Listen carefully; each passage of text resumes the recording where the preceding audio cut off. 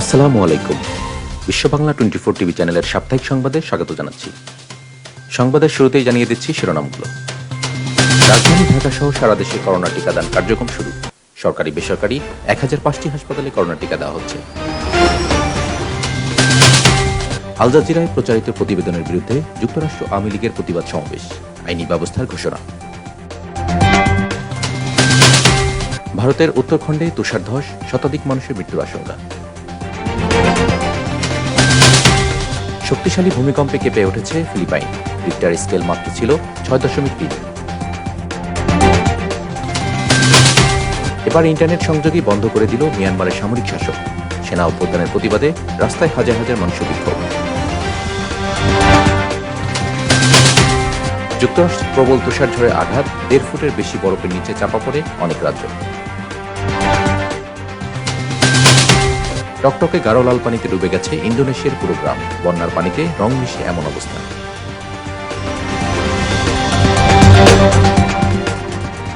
এতক্ষণ শুনছিলেন সংবাদ শিরোনাম, এবার বিস্তারিত। রাজধানী ঢাকা সহ সারা দেশে করোনার টিকাদান কার্যক্রম শুরু হয়েছে। রোববার সকাল 9টার দিক বিএসএমএমইউ হাসপাতালে করোনা টিকাদান শুরু হয়। এখানে প্রথম 1 ঘন্টায় প্রায় 50 জন টিকা নিয়েছেন। টিকা দেওয়ার পর টিকা গ্রহণকারীকে টিকাদান পরবর্তী কক্ষ বা পোস্ট ভ্যাকসিনেশন রুমে নেওয়া হচ্ছে। সেখানে নির্দিষ্ট সময় পর্যন্ত টিকা গ্রহণকারী ব্যক্তিকে পর্যবেক্ষণ করা হচ্ছে। সারা দেশের সরকারি বেসরকারি 1005টি হাসপাতালে করোনার টিকা দেওয়া হচ্ছে। শুরুর দিন 3,60,000 মানুষকে টিকা দেওয়ার প্রস্তুতি নিয়ে রেখেছে স্বাস্থ্য অধিদপ্তর। তবে নিবন্ধন হয়েছে লক্ষ্যমাত্রার চেয়ে কম। গতকাল শনিবার পর্যন্ত টিকার জন্য নিবন্ধন করেছেন 3,48,000 মানুষ। সরকারের কাছে 70 লাখ টিকা আছে। এর 20 লাখ টিকা ভারত সরকার বাংলাদেশকে উপহার হিসেবে দিয়েছে। বাকি 50 লাখ টিকা সরকার ভারতের সেরাম ইনস্টিটিউটের কাছ থেকে কিনেছে। এই টিকা 35 লাখ মানুষকে দেওয়া হবে। আল জাজিরায় প্রচারিত প্রতিবেদনের বিরুদ্ধে প্রতিবাদ সমাবেশ করেছে যুক্তরাষ্ট্র আওয়ামী লীগ।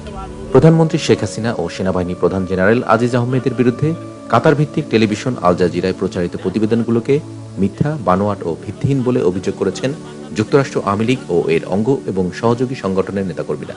স্বাধীনতা বিরোধী চক্রের যোগসাজশে আল জাজিরা টেলিভিশন মন গড়া তথ্য দিয়ে এ সকল প্রতিবেদন তৈরি করেছে বলে মনে করেন তারা। ম্যানহাটনে আল জাজিরার সাবেক কার্যালয় ও জাতিসংঘ ভবনের সামনে যুক্তরাষ্ট্র আওয়ামী লীগ আয়োজিত বিক্ষোভ সমাবেশে বক্তারা আরো বলেন, অচিরেই তারা এসব ভিত্তিহীন অভিযোগের বিরুদ্ধে আইনি ব্যবস্থা নেবে। যে নিউজটি পরিবেশন করেছে সম্পূর্ণ উদ্দেশ্য প্রণোদিত এবং জননেত্রী শেখ হাসিনা যে উন্নয়ন বাংলাদেশে করেছে সেখানে একটু ড্যান্ট করার জন্য এই প্রচেষ্টা, এবং তার সাথে জড়িত আছে বাংলাদেশে কিছু ডিসগ্রান্টল পিপল, তারা তথাকথিত প্রতিবাদ সমাবেশে আওয়ামী লীগের নেতাকর্মীরা আরো বলেন, যখনই শেখ হাসিনার দুর্বার নেতৃত্ব বাংলাদেশ সকল ক্ষেত্রে সারা বিশ্বের কাছে উদাহরণ সৃষ্টি করেছে, তখনই একটি মহল পরিকল্পিতভাবে এসব অপপ্রচারে নেমেছে।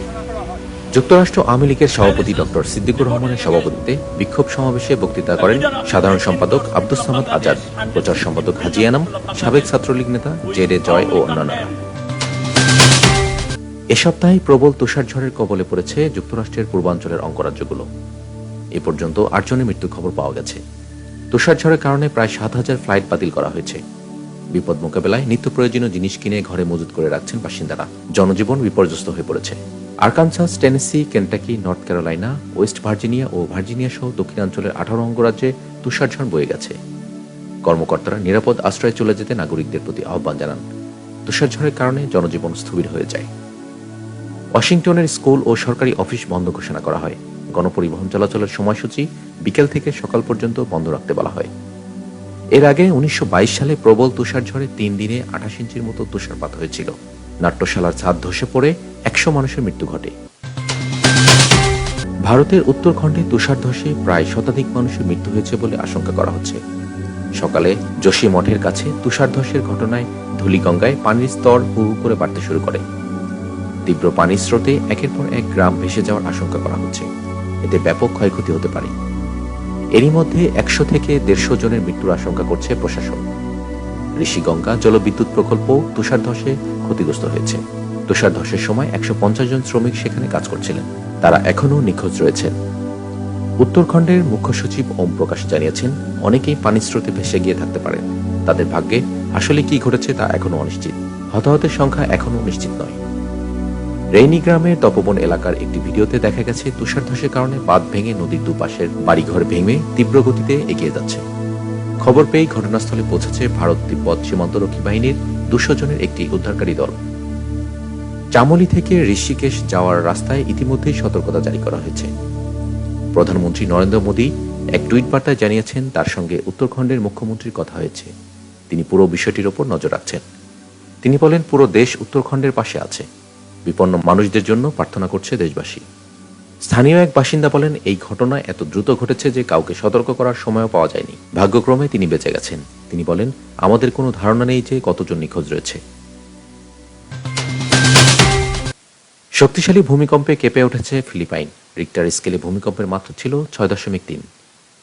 যুক্তরাষ্ট্রের ভূতাত্ত্বিক জরিপ সংস্থা USGS জানিয়েছে, রোববারের স্থানীয় সময় দুপুর 12:22 ভূমিকম্পটি আঘাত হানে। Philippine institute of volcanology and seismology সংস্থা জানিয়েছে, ভূমিকম্প থেকে ক্ষয়ক্ষতি এবং আফটারশকের আশঙ্কা রয়েছে। এর আগে প্রাথমিকভাবে ভূকম্পটির মাত্রা 6-এর উৎপত্তির ভূপৃষ্ঠের 10 কিলোমিটার গভীরে বলে জানিয়েছিল GFZ, German research centre for geoscience.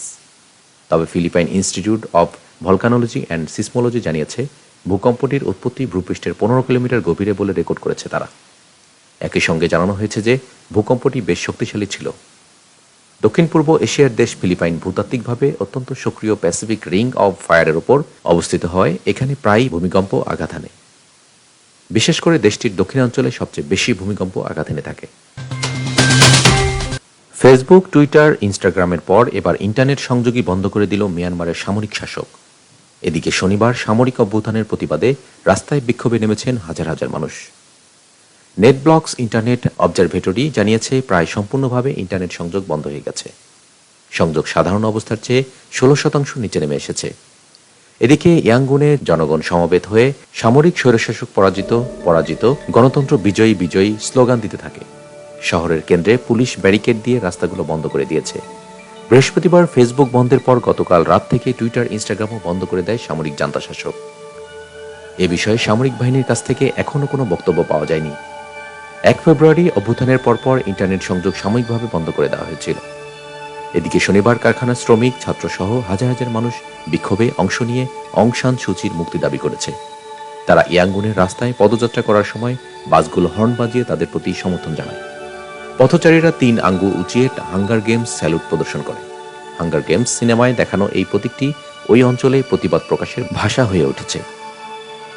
বিক্ষোভকারীরা পুলিশের প্রতি গোলাপ ও পানির বোতল ছুঁড়ে মারে এবং নতুন শাসক গোষ্ঠীকে সমর্থন না করে জনগণকে সমর্থন করার আহ্বান জানায়। অভ্যুত্থান হওয়ার পর থেকে এখন পর্যন্ত মিয়ানমারের পরিস্থিতি শান্তই রয়েছে। তবে দেশের বিভিন্ন অঞ্চলে মানুষকে বিক্ষোভ করতে দেখা গেছে। এদিকে NLD নেতা অং সান সুচিকে তার নেপিডোর বাড়িতে গৃহবন্দী করে রাখা হয়েছে। তার বিরুদ্ধে অবৈধভাবে আমদানিকৃত যোগাযোগ সামগ্রী ওয়াকিটকি ব্যবহারের অভিযোগ এনেছে পুলিশ। এবার বিশেষ সংবাদ।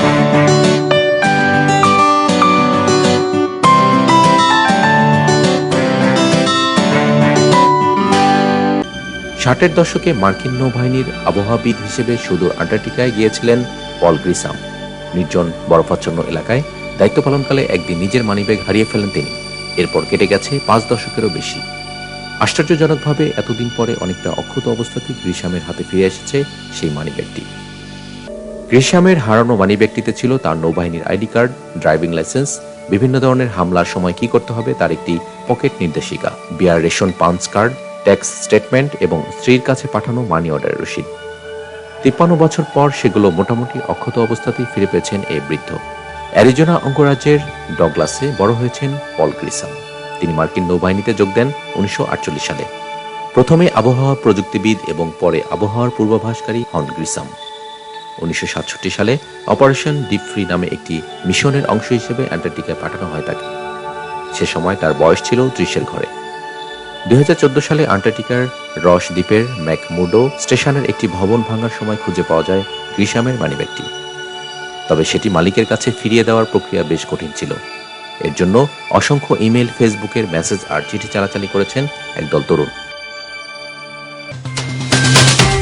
দেখলেই মনে হবে যেন রক্তের বন্যা, এমন টকটকে গাঢ় লাল পানিতেই ডুবে গেছে পুরো গ্রাম।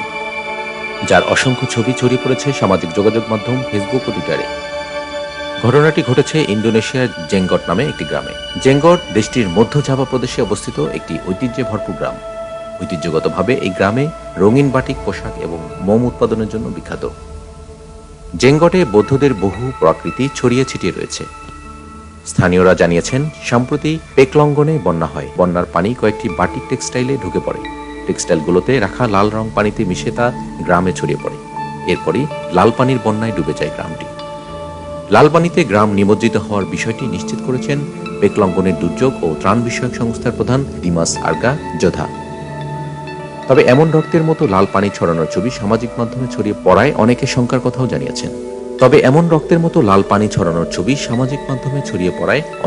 কথাও জানিয়েছেন।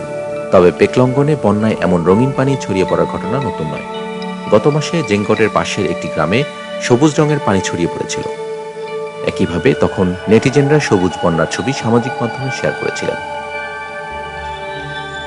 তবে বন্যার পানিতে এভাবে কেমিক্যালযুক্ত রং ছড়িয়ে পড়ায় মারাত্মক স্বাস্থ্য ঝুঁকির বিষয়টিও আলোচনায় নিয়ে আসছেন বিশেষজ্ঞরা। তারা বলছেন, কেমিক্যাল মিশে বিষাক্ত হয়ে পড়া এই পানি নদীতে নেমে গেলে বা স্থানীয় পুকুর ডোবায় জমে থাকলে তা পরবর্তীতে স্থানীয় বাসিন্দাদের জন্য ক্ষতির কারণ হতে পারে। এই ছিল আজকের মতো বিশ্ব বাংলা 24 টিভি চ্যানেলের সাপ্তাহিক সংবাদ। শেষ করার আগে সংবাদ শিরোনামগুলো জানিয়ে দিচ্ছি আরও একবার। রাজধানী ঢাকা সহ সারা দেশে করোনা টিকাদান কার্যক্রম শুরু। সরকারি বেসরকারি 1005টি হাসপাতালে করোনা টিকা দেওয়া হচ্ছে। আল জাজিরায় প্রচারিত প্রতিবেদনের বিরুদ্ধে যুক্তরাষ্ট্র আওয়ামী লীগের প্রতিবাদ সমাবেশ, আইনি ব্যবস্থার ঘোষণা। ভারতের উত্তরখণ্ডে তুষারধস, শতাধিক মানুষের মৃত্যুর আশঙ্কা। শক্তিশালী ভূমিকম্পে কেঁপে উঠেছে ফিলিপাইন, রিক্টার স্কেল মাত্রা ছিল 6.3। এবার ইন্টারনেট সংযোগই বন্ধ করে দিল মিয়ানমারের সামরিক শাসক। সেনা অভ্যুত্থানের প্রতিবাদে রাস্তায় হাজার হাজার মানুষের বিক্ষোভ। যুক্তরাষ্ট্রে প্রবল তুষারঝড়ের আঘাত, 1.5 ফুটের বেশি বরফের নিচে চাপা পড়ে অনেক রাজ্য। টকটকে গাঢ় লাল পানিতে ডুবে গেছে ইন্দোনেশিয়ার পুরো গ্রাম। বন্যার পানিতে রং মিশে এমন অবস্থা।